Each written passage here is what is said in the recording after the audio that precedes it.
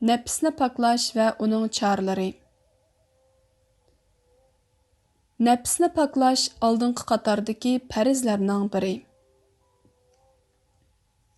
İslam dini bütün təlimatlarda ən avval nəfsni paklashqa əhmiyyət bergan.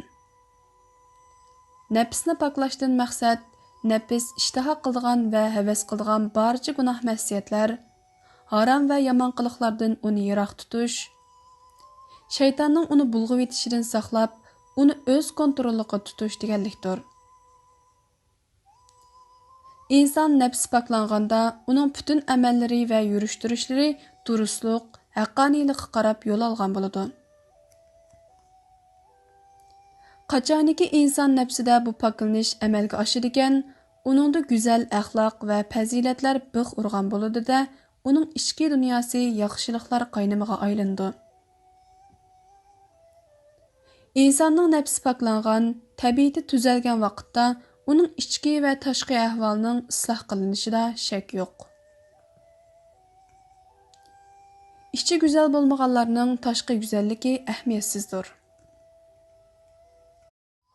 İslah qilishni insanның təşqi görünüşüyle qaratqanda, bu məqsəd əməlgə aşmaydı. O vaqtda teş palpal, içi qalğal nərsi bulub qaldı. Çünki munda qilish törüksüz öy salğanğa oxşaydı. Asası məhkəm bolmağan hər qandaq bina yıqılışqa məhkumdur. Onun üstüge insanның təşqi görünüşü köpünç hallarda onun içki dünyasını ifadələb berəlməydi.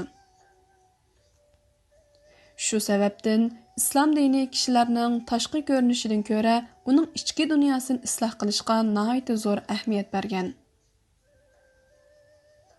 Çünki insanның içki dünyası tüzəlgəndəla təşqi tərəfi tüzülüdü.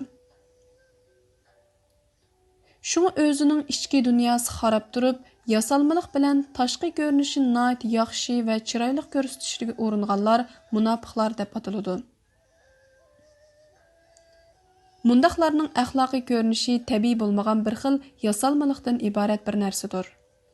Onun heç niməyə faydası yox. Allah Taala qalblərə qaraydı. Şuna Allah Taala'nın nəzri və əməllərini küzətişi aldı bilən insanların qalblərə və onların içki dünyası qartılğan. Peyğəmbər əleyhissalam bu mənini ifadələb bundaq degan. Allah sizlərinin təq-türqünlərə yoki şəklinglərə qarmaydı. Bəlkə sizlərinin qalbinglərə və əməlinglərə qaraydı. İmam Müslim rivayeti. Şuna Allah Taala'nın nəzərdə əməllərinin savab cəhətdən bolduğan qiyməti bu əməllərini qılğucularının niyyətlərinin qiymətinə qarab belgilindi. Bu vaxt Peyğəmbər əleyhissalam bundaq degan. Əməllərinin qəbul bolışı niyyətlərə bağlıqdır. Hər kim özü niyyət qılğan nərsəyə erişidi. Buxari və Müslim rivayeti. Peyğəmbər əleyhissalam təqvalıqның orni qalb işkənligini ifadələb, təqvalıq mana bu yerdə degan sözünü 3 qitim təkrarlab özünün yürəgiga işarət qılğan. Nəfsni paklığanlar məqsədiga yetidi. Allah Taala Qur'oni Kərimdə Sürə Şəmsning 9 və 10 ayətlərdə Nəfsni paklagan adam muradıga yetdi. Onu yamanlıqlarga kömgən adam ziyan tartdı.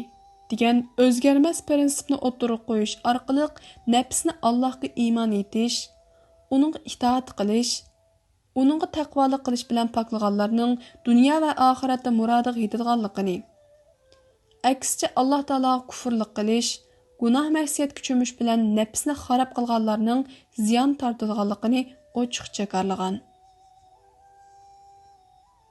Allah Taala Qur'oni Kərimdə yana mundaq degan. Sura A'laning 14-15 oyatlarida paklanğan adam məqsədiga yetdi. İnsanның əməlləri onun içki dünyasını rastçılıq bilan ifadələb bergan vaqtda, onun bu əməlləri nəfsini paklaş yolidagi kurashlarning eng obrazligi bo'lib hisoblanadi. Allah Taala bu ma'noni ifodalab mundaq degan.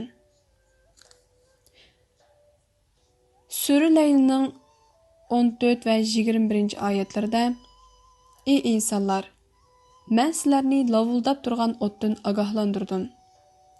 Uningga faqat haqiqatni inkor qilib, uningdan yuz o'rgan baxtsiz odamni kirdi. Paklanish uchun mol-mulkini sarf qiladigan taqvo odam o'tdan yiroq qilindi. Uning nazarida ulug' Robbining roziligini talab qilishdan boshqa shukr bilan ado qilishga tegishlik hech kimga oid biror ne'mat yo'qdir. Mundaq odam mukofotini ko'rganda cho'qim mamnun bo'ladi. Oyatda ruhini paklash yo'lda xayr ehson qilgan odamning murodiga yetadiganligi ifodalandi. Amallardagi samimiylik nafsni paklashga turtki bo'ladi. Ba'zi taat ibodatlardagi samimiylik nafsni paklashning sabablaridan bo'lib qoladi. Shunga Alloh taolo yaxshi amallarning yanida yomon amallarni qilib qo'ydigan, ammo gunohin e'tirof qilgan odamlarning pul milidan bir qismini sadiqa yo'lda ilishning u odamning nafsini paklash uchun vasila bo'lganligini bayon qilib, mundaq degan. Sura Tavbaning 102 va 104-oyatlarda: Qolganlari gunohlarini e'tirof qildi. Ular yaxshi ishni yomon ish bilan aralashtirib qilgan edi. Tavba qilsa, Allohning ularning tavbasini qabul qilishi umidlikdir. Chunki Alloh mag'firat qilg'uchidir. Nihoyat mehribondir. Ey payg'ambar, sen ularning mollarining bir qismini sadiq hisobida olginki, uning bilan ularni gunohlardan poklag'aysan va yaxshiliklarni ko'paytgaysan. Ularga duo qilgin, chunki sening duoying ularga xotirjamlik kelib keldi. Allah hammani anglab turg'uchi, hammani bilib turg'uchidir. Ular Allohning bandalarining tavbasini qabul qildiganligini, sadiqini qabul qildiganligini va Allohning tavbani bakmi qabul qildigan nihoyat mehribon ekanligini hala bilmamdi. Nafsni paklashda tarbiyaning ahamiyati. Nafsni paklash yo'lida tarbiyaning ahamiyati nihoyat cho'ngdir. Balki tarbiyaning eng cho'ng xizmati nafsni paklash bo'lsa kerak. Shunga payg'ambarlarning eng oldingi vazifasi ularga ergashganlarning ruhini yuksaltirish va nafsini paklashdan iborat bo'lgan. Alloh taolo bu vaqtda mundaq degan.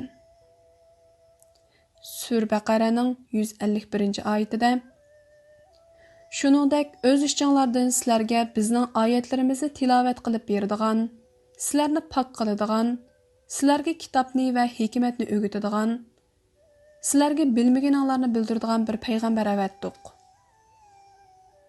Sur Al-Imronning 164-oyatida: Alloh mu'minlarga o'zining oyatlarini tilovat qilib beradigan, ularni gunoh va yomonliklardan pok qiladigan, ularga kitobni va hikmatni o'rgatadigan, o'zlaridan bo'lgan bir payg'ambar avatib, ularga cho'ng ihson qildi. Halbuki ular burun op-ochiq azg'unliqda edi.